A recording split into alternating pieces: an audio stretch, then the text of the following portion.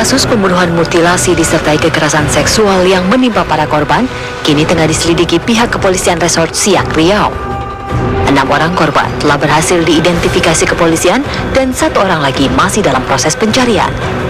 Namun dalam kasus pembunuhan berantai tersebut masih ada korban yang selamat dari kekejian para pelaku. Mereka adalah D dan J.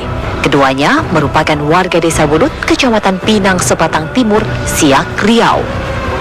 Kala itu, D bersama rekannya tengah memancing di Sungai Pertiwi, Siak. Saat itulah pelaku MD mengajak korban memancing di lokasi berbeda. D selamat karena tidak ikut pelaku MD dikarenakan kendaraan yang dipakai pelaku telah ditumpangi oleh kedua rekan D. Diajaknya kami mancing, katanya kan ada rahasia ikan yang besar-besar di sana. Langsung pergilah orang ini kan, ke kolamnya Sira, langsung pergi. Kata orang itu lagi, dek ikannya di sini cuma kecil-kecil, ada lagi rahasia ikannya besar-besar di kencong. Langsung pergi orang itu kan, udah nggak balik-balik ya si Mawar sama si Opi sama jam 2 kan nggak balik-balik, aku pulang langsung jam 10. Terus bisa keluar dari mobil itu gimana? Hah? Bisa keluar dari keretanya tuh? Aku nggak ikut di keretanya. Ikut ya, langsung kabur. Bareng kamu tadi ya? Langsung pulang. Aku di situ, langsung pulang aku. Dia sekarang ini karena kejadian kemarin itu agak trauma dia. Dia pun kalau main paling di tengah-tengah depan rumah saya ini aja lah. Nasib beruntung juga dialami oleh J yang diculik oleh pelaku S. J yang hilang sejak setahun yang lalu dipekerjakan oleh pelaku S di sebuah rumah makan di Kabupaten Rokan Hilir, Riau. Selama sebulan, korban J tinggal bersama pelaku S dan kemudian ditinggalkan begitu saja oleh pelaku S. Berdasarkan keterangan S, J akhirnya ditemukan oleh polisi sektor Tualang Perawang di Desa Ujung Tanjung, Kabupaten Rokan Hilir, Riau dan dikembalikan ke orang tuanya. Cara ngajarnya diasut katanya di sana enak gitu. Dibujuk lah. Dibujuk. Terus sampai di sana dilakukannya? Apa yang dilakukannya sama si S? Dilakukan ditaruh di itulah di kampungnya. Kampungnya di mana? Di Ujung Tanjung. Apa yang dilakukannya sama zaman waktu di kampung itu? Gak ada apa-apa. Cuma dia lepaskan aja di situ, taruh di pompong gitu, perahu turun di situ. Alhamdulillah pikiran itu udah jadi tenang. Setelah berapa lama menunggu, Pak? Ya selama inilah 1 tahun mulai bulan 11 sampai sekarang. Iya 2013 sampai sekarang. D dan J mungkin bisa dikatakan beruntung selamat dari aksi keji para pelaku.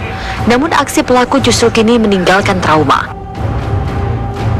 Jadi saya kira anak-anak sudah harus mulai diberikan pengetahuan tentang pendidikan seks dini, bagaimana mereka bisa menghadapi orang lain yang meminta mereka untuk melakukan satu tindakan yang sebetulnya tidak diperkenankan atau tidak sewajarnya dilakukan. Jadi mereka mengetahui bahwa mereka harus menjaga tubuh mereka, terutama organ-organ vital mereka, agar tidak ada orang lain yang berani untuk menyentuh atau berani untuk melakukan sesuatu. Pembunuhan dan mutilasi yang dilakukan 4 pelaku terhadap korban jelas-jelas dilakukan dengan sadis. Apalagi 2 di antara 4 tersangka adalah pasangan suami istri yang mengeksekusi korbannya secara sadar dan tanpa penyesalan. Bahwa mutilasi ketika kemudian diikuti dengan rasa marah, rasa dendam, rasa sebal, maka bisa menghasilkan satu perlukaan yang eksesif pada korban. Ya. Jadi ada situasi di mana si orang itu dimutilasi bukan hanya pertama-tama karena dalam rangka menghilang jejak, tapi juga dalam rangka penyaluran kemarahan, ya, outlet dari anger, ya, dari kemarahan dari si pelaku.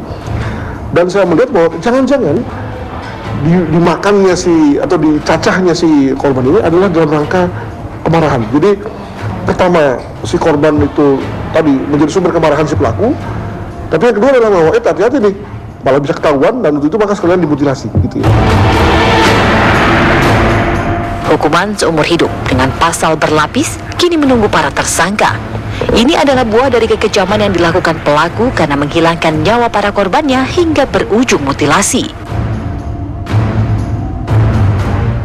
Ada pemberatan penganiayaan ya. Nah, itu sudah lebih dari 3 pasal di Undang-Undang Perlindungan Anak. Ditambah lagi pun organ-organ tubuh mereka ternyata dijual. Nah, berarti terkena juga pasal tentang jual beli organ, yaitu pasal 84. Dari Undang-Undang Perlindungan Anak sudah jelas maksimal hukumannya 15 tahun. Tapi kalau pasal berlapis, berarti kita bisa jerat mereka ini dengan hukuman seumur hidup. Kasus pembunuhan yang terjadi di Siak Riau terbilang istimewa karena pelaku melakukan kekerasan seksual sebelum membunuhnya, kemudian memutilasi, memakan kelamin korban, dan menjual daging tubuhnya. Meski berdalih ilmu hitam, namun modus pembunuhan dengan mutilasi sangatlah kejam. Orang tua juga harus mewaspadai kejahatan yang bisa terjadi karena anak adalah korban yang paling mudah untuk diperdaya oleh pelaku kriminal. Dari Kabupaten Siak Riau, tim TV One mengabarkan.